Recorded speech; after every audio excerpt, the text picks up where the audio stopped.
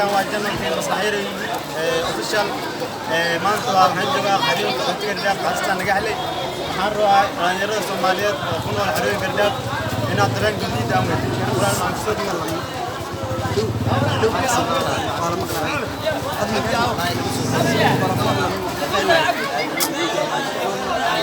أنتنا سامع قدنا كل ما شاء الله يقودين فرشة جوابه سومالية والله المعان إيدي هوري إيدان مع كل دنيا إيدان محاولة الجبل تعالوا يا ما شاء الله عاد قيل سوا هنا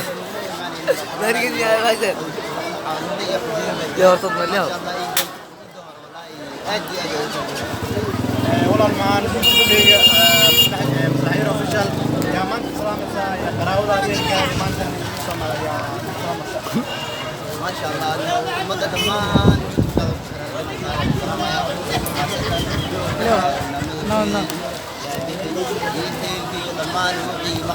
نعم والله المعان إن شاء الله برنامج كده نصيص عندنا إن شاء الله بسرعة يوتيوب channel Maslaxyari official السلام عليكم ورحمة الله وبركاته حلقة وجنال كي Maslaxyari official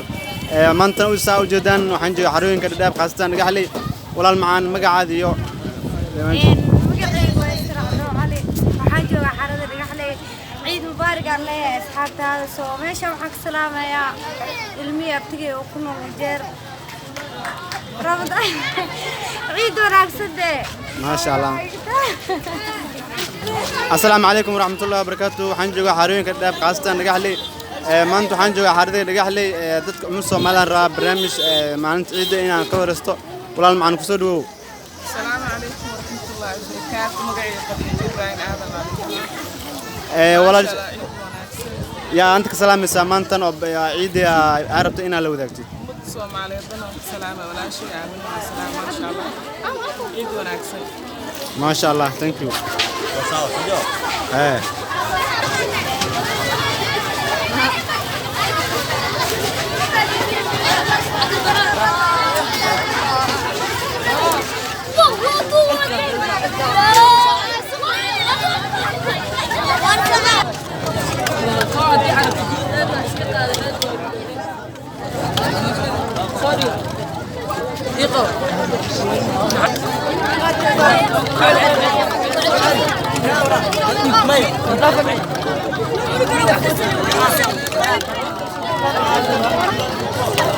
السلام عليكم ورحمة الله وبركاته حلقة وعرض Dhadhaab qaasatan naga helay